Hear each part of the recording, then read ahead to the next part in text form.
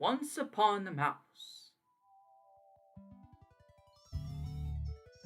Welcome to Vera City, where life is joyful and everyone lives in peace. Supposedly. All but one, that is. One who is jealous of Minnie's beauty and popularity, the witch Miserable. One day.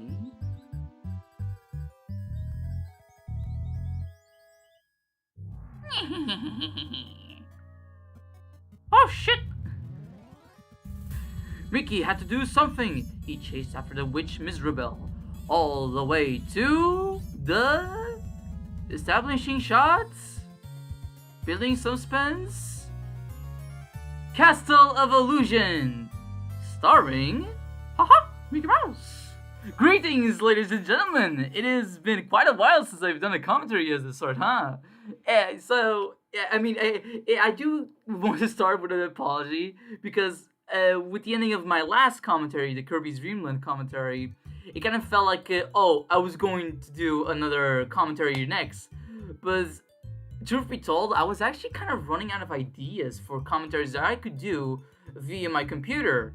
And, but then recently, I thought about this game, and I was like, hey, I never actually played this game before, but it's not really long, and it would be perfect for a commentary, and I could record it on my PC, no problem.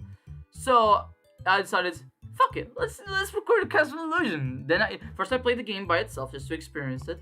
Then I did this commentary, and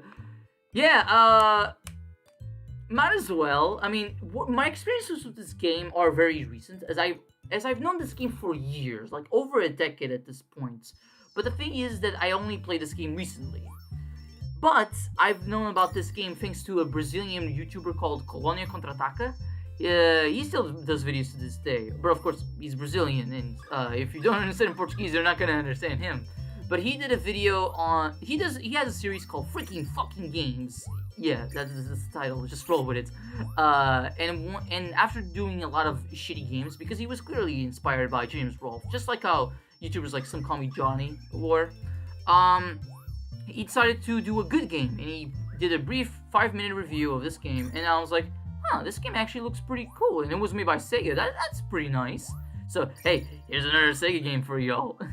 And I decided, you know what? Because it's like Disney's 100th anniversary, and say what you will about the company, they have done a lot of good films in the past. So I decided, hey, might as well honor them in this 100th year anniversary, and play this, since I've wanted to play this for years, and this could be a nice short commentary for y'all. As for what else, I mean, I would like to play the remake, and it's been constantly on my wish list for a good while, playing the PS3 version of the game. I think it's also available on PC as well, and Xbox 360, definitely. Besides that, the remake hasn't been re-released since like its original release in like 2012 or 2013, if I'm not mistaken. So it was like a late release for like the PS3 and Xbox 360, and it's digital only. So yeah, I am thankful that Sega and Disney have decided to collab together to re-release this game and World of Illusion on the Mega Drive Mini. But besides that, and the Sega Ages Japan only Sega Saturn release, these games have not been re-released much, and I kind of do want them to appear. You know what? Fuck it. How about Nintendo Switch Online? That would be a great incentive for that. Or it's just a small compilation of these games, because they did do a compilation, the Disney Afternoon Collection, like a few years back. That never released on the Switch for some reason, but it didn't include games like this, and it would be nice if they actually included stuff like this, because it's a very simple platformer. All you do is jump, and you collect apples or various items. It kind of depends on the level for you to shoot out against enemies, and that's pretty much it. That's what this game is, and it's just very simple to pick up and play, and it's not long, and you can just have a good time. It references countless Disney movies, like a lot of the short cartoons that Walt Disney used to do. back in the day, Fantasia, Alice in Wonderland. The plot of this game is literally Snow White, just with a bit more magical elements into it. It's just a it's just a nice cozy ride. And maybe I mean, when it comes, this would be the part of the video where I would tell you my experiences with Disney, because with my experiences with this game, I already said it, but my experiences with Disney, whew, I mean, Disney is one of it's no secret that Disney is one of the biggest, if not the biggest Hollywood studio around, and they've expanded for so many fucking things. Video games just being one of them. Music, television, fucking, I don't know. I just hope. All I hope is that Disney doesn't strike this down. I'm not monetizing this. I hope I'm not.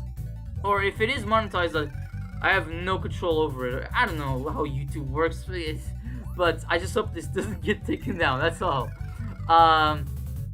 But my experience with Disney, I like a lot of people, I grew up with Disney. Yes, a lot of the movies, me and my sister would watch them together, and because my sister's slightly older than me, I was also able to be exposed to a lot of the Disney Renaissance movies, even though I was born after the Renaissance was over. So I grew up with a lot of Lion King, Hunchback of Notre Dame, The Little Mermaid, Mulan, Hercules, Tarzan, etc., etc., etc. But I also grew up with a lot of movies that Disney did during the early 2000s, which were very experimental.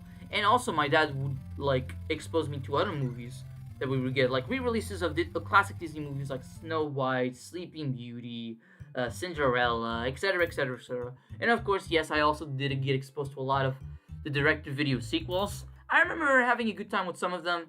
But then there were others that I didn't think much of, and now in retrospect, I'm kind of like, eh. But this is a lot to cover, and I'm not sure if I'll ever do a commentary over a Disney game again, because it kind of depends on the experiences I have. In retrospect, I don't have that many experiences with licensed games. There's only 3 or 4 licensed games that I've had experiences with. Maybe in the future, but I'm not counting on it. Simply put, I'm not really much of a licensed game kind of guy. But some of my friends would definitely tell you a lot of their experiences. They're probably watching this right now. Hi. Yeah. Just Disney. I grew up with a lot of Disney stuff, but I remember me and my sis. There were definitely movies that I really liked, movies that she really liked, and then movies that we just watch together. Like Hunchback of Notre Dame. That was one of the movies that we specifically really liked watching it together, because we both just really liked how dark it was. And sometimes in retrospect, I am a bit surprised how many people nowadays haven't really watched a lot of these movies, stuff like The Lion King or The Little Mermaid or Beauty and the Beast. Those are movies that most people have grown up with. But there's movies like Hunchback of Notre Dame or The Emperor's New Groove to get into the 2000s, or Atlantis, Lost Empire, or Treasure Planet, which I fucking love.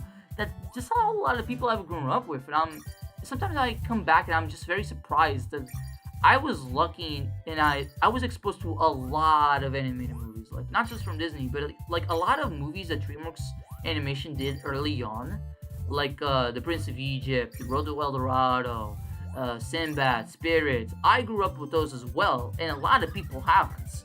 And that's just kind of I'm whoa. But I think it really goes to show that, everybody has different experiences, and everybody has different movies they grew up with. And that's just interesting to think about.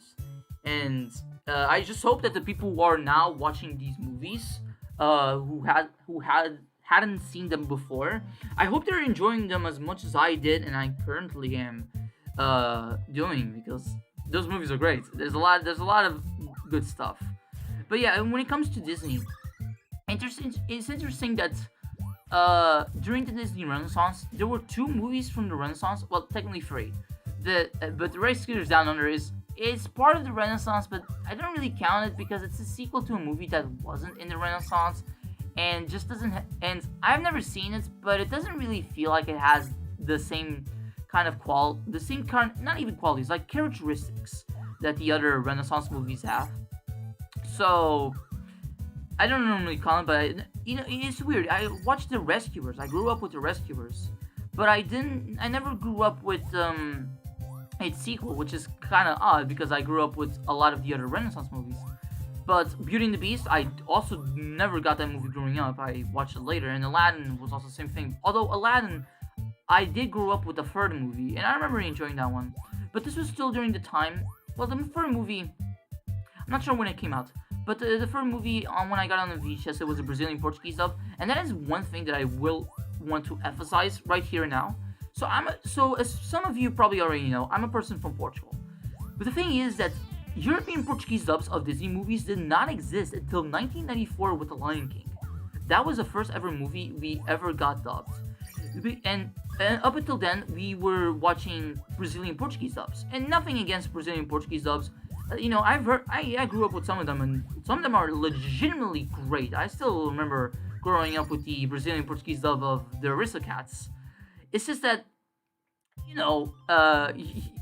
my country. But it was kind of like a big shift for my country when we got, because The Lion King was not only just like the first Disney movie to ever be dubbed in European Portuguese, but it was also the first ever feature-length animated movie to be dubbed in European Portuguese. And it was a big risk because if we had failed on The Lion King, back to Brazilian Portuguese dubs we went. But we were very meticulous with that dub, and some people, and I'm not sure where these sources come from, but according to the dub director of The Lion King, Carlos Freixo, who for a good while he was also our European Portuguese voice of Goofy. We call him Pateta, by the way. He said that The Lion King dub is actually the number 2 best dub for the movie ever, just right behind the English original. And that surprises the fuck out of me. It's like, yeah, I know that the dub is good, but that good? Holy shit. Is the English dub really the only one that surpasses it? Like nothing else? Like, not Brazilian Portuguese, not Latin Spanish or European Spanish. I mean, okay, European Spanish dubs are not necessarily great, but they're not bad. It's just, they could have been better. But not France, not German, not Zulu even, because that was the first, and I think so far only, Disney movie to be dubbed in Zulu, which is very cool, not gonna lie. But yeah, European Portuguese, little country of Portugal just put out one of the best dubs for The Lion King. That is very funny, and I forgot to edit that out. Oops. Okay, so this was something that actually kind of annoyed me when I was doing the recording for this. That sometimes the controller would just simply unplug and we get stuck in place, and I'm like, fucking hell. And I edited a lot of these moments out, but I simply forgot to edit out that one. And I guess most people won't mind, but I personally do mind. But I'll let that slide because I edited every other moment.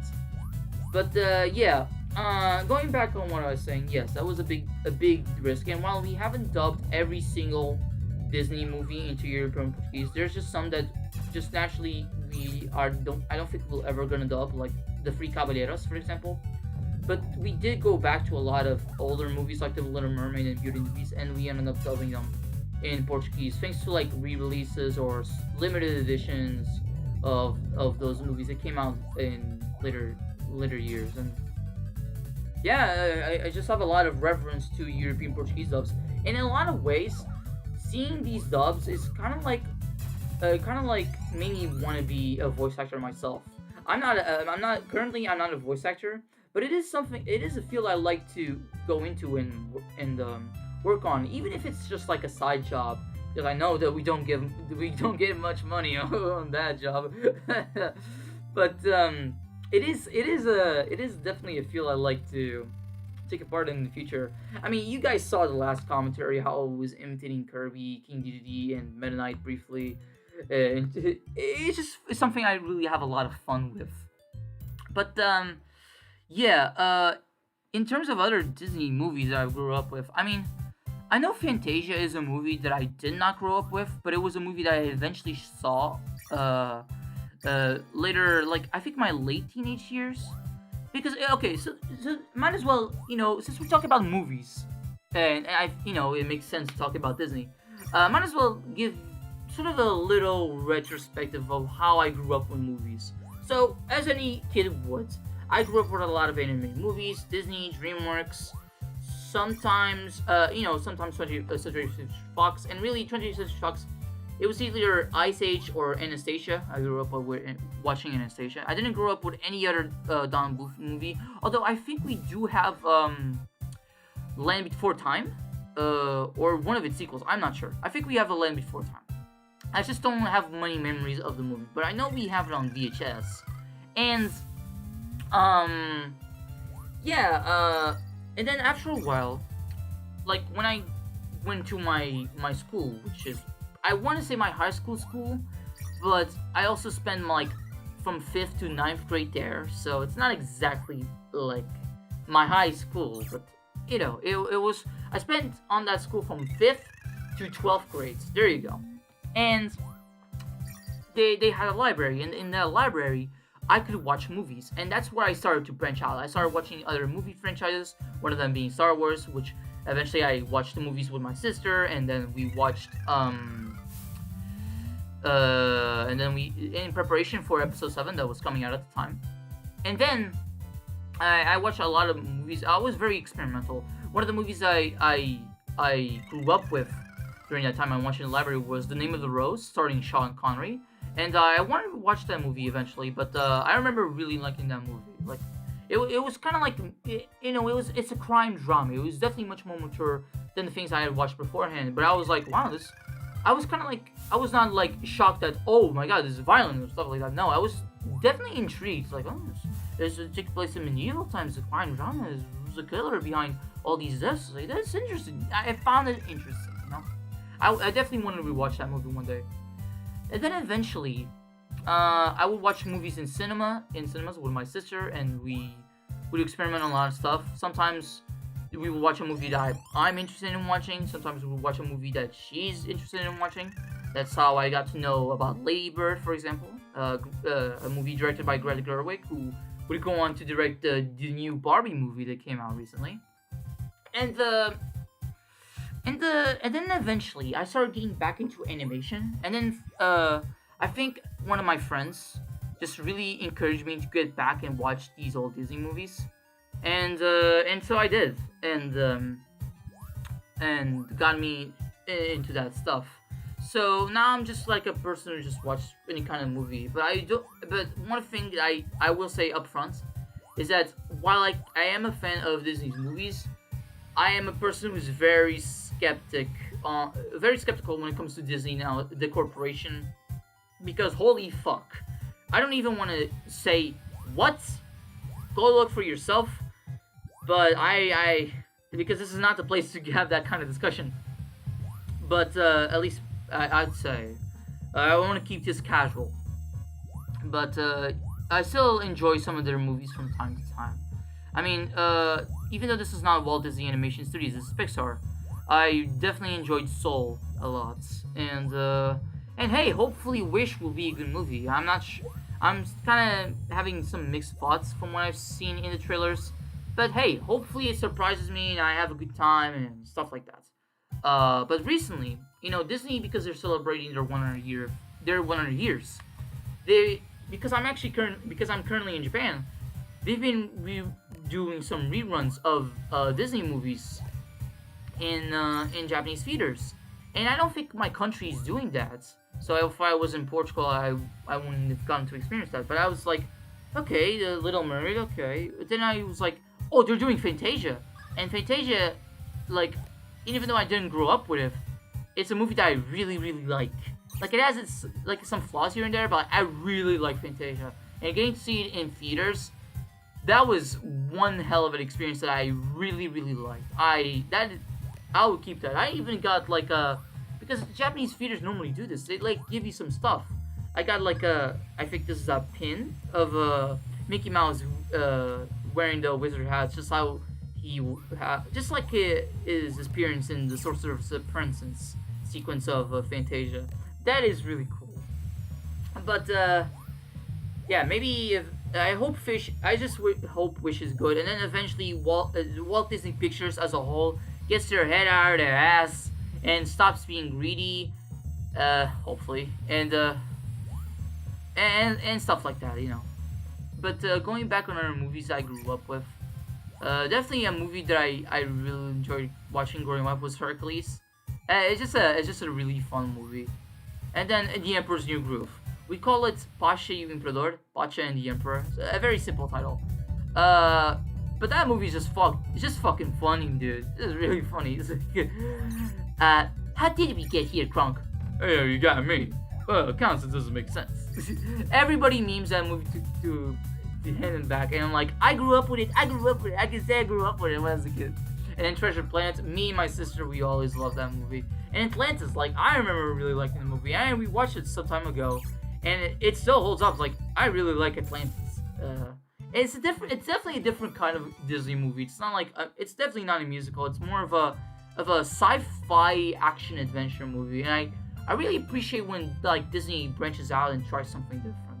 That I really like.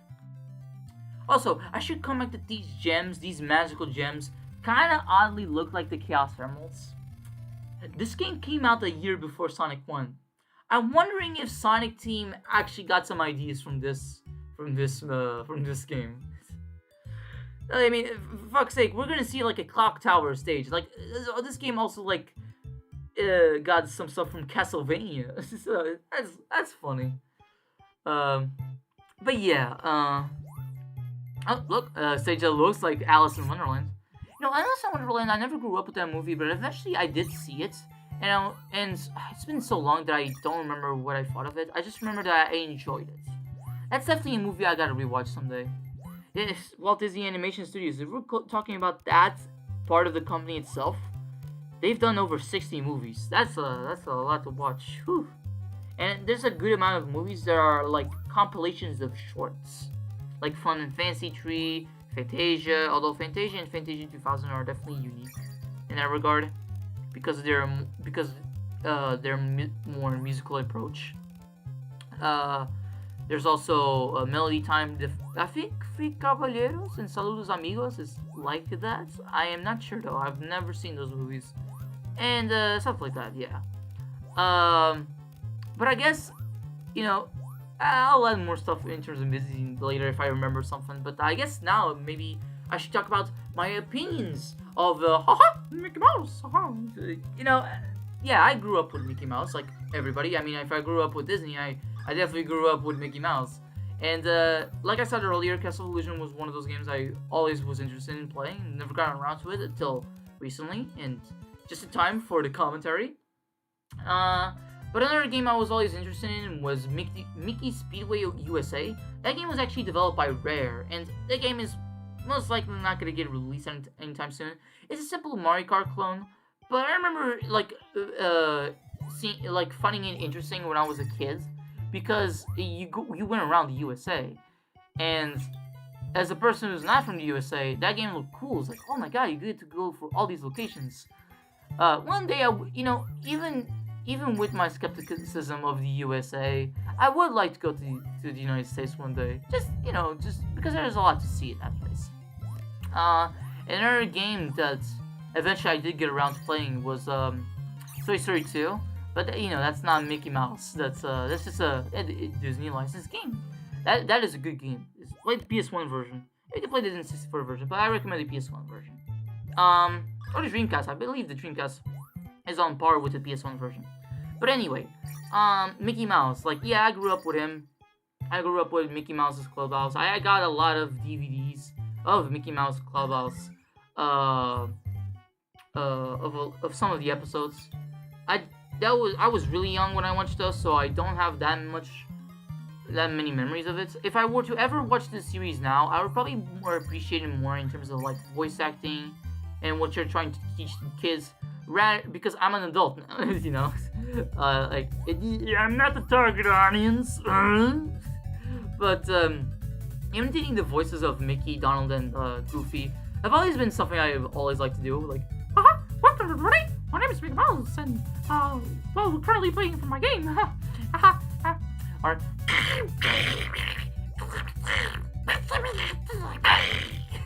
Or, or oil, busted oil. Oh, gosh. There's.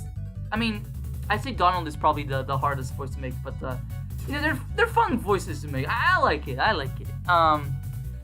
But yeah, like and sometimes I would catch like some of their shorts on TV. Eventually, I got to know the 2013 shorts with Chris Diamantopoulos as the Mickey Mouse, and I've seen some of those online. They're hilarious as shit. They're like everything I like about Mickey Mouse, but like dial up to 11 and with the most extreme memeable reaction faces I've ever seen. It's really fun, and you can even watch some of them online. I think Disney themselves has like provided some of them free to watch. I just wish some of them were European Portuguese up, but that's besides the point.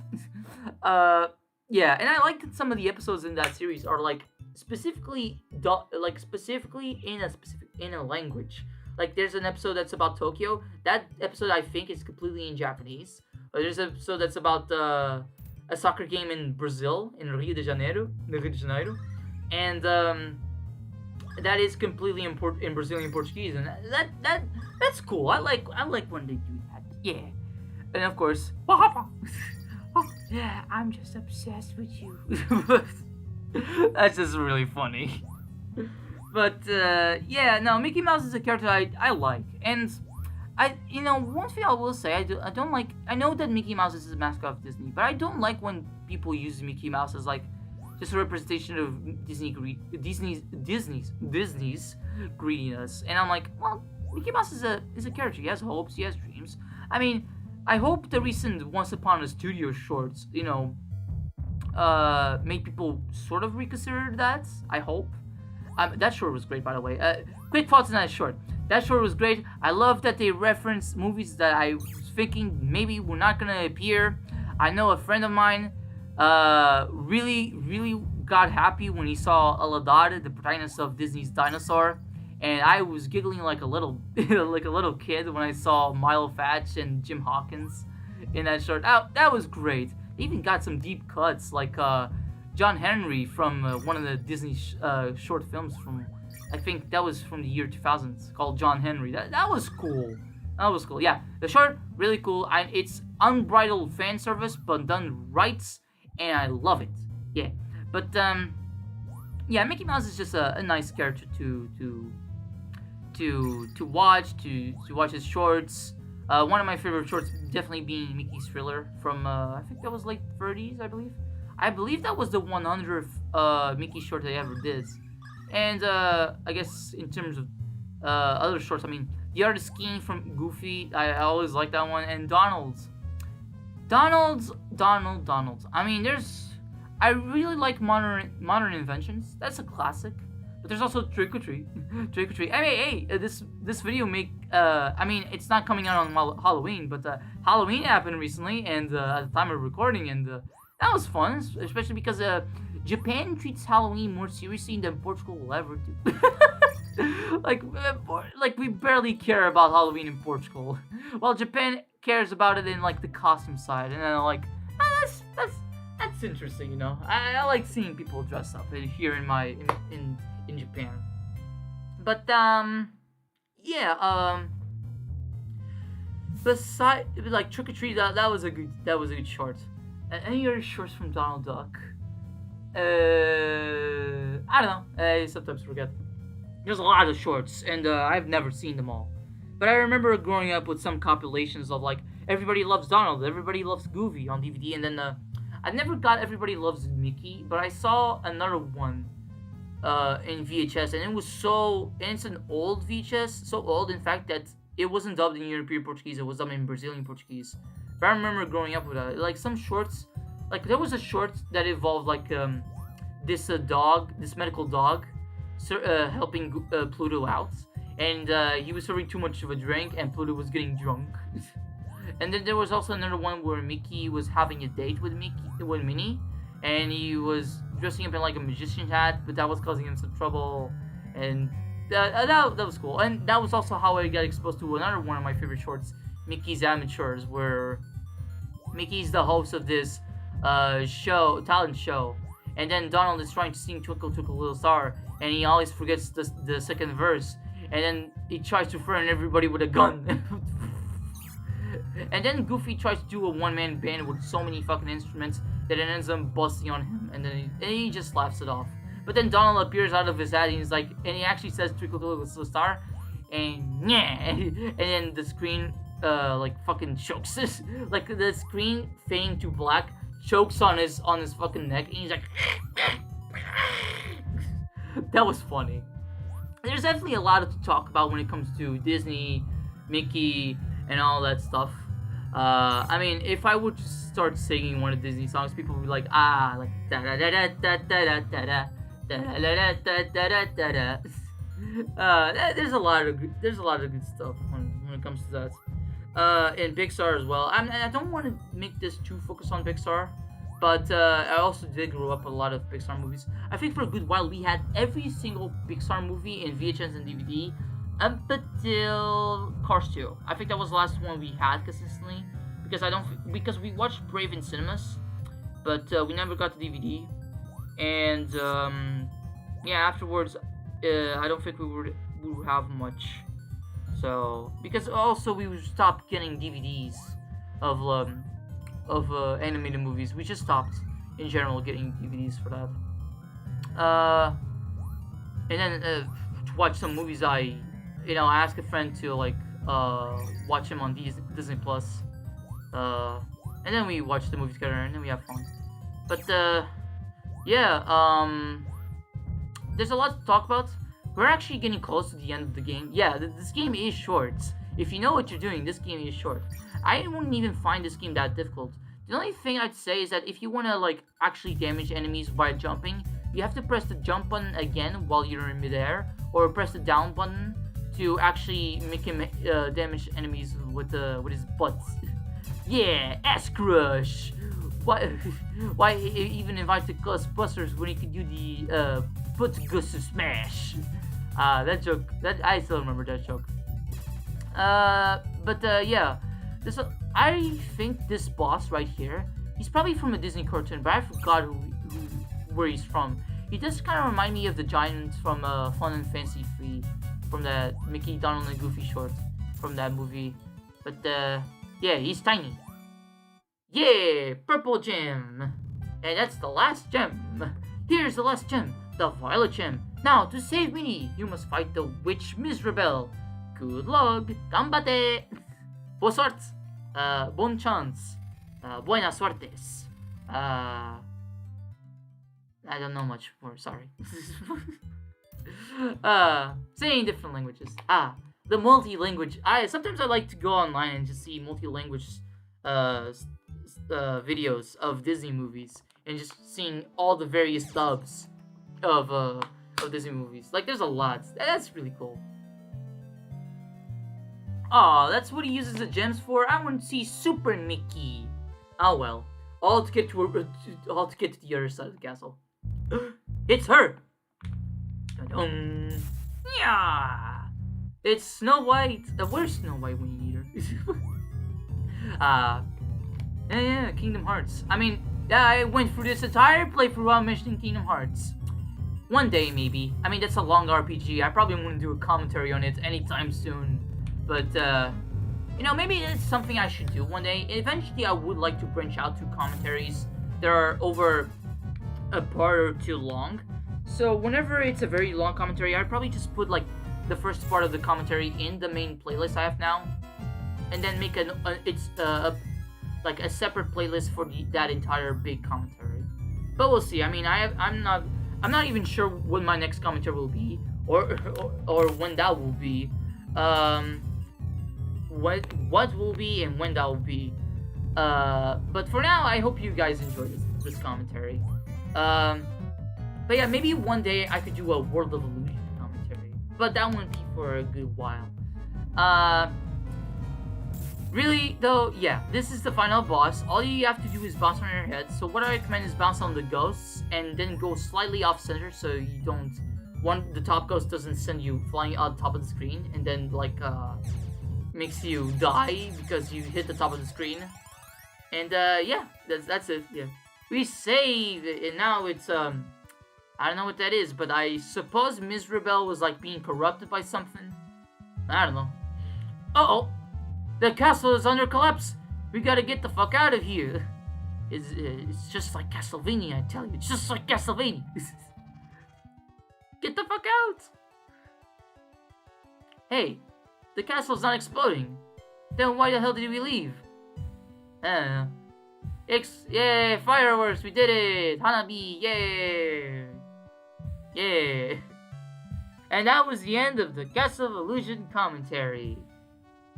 Yeah, all I have to say is that I actually don't have very strong opinions on this game. I just like it. It's a fun game. I'd say, I actually use this commentary more as an excuse to talk about Disney and celebrate their 100th year anniversary, and less talk about the game in question.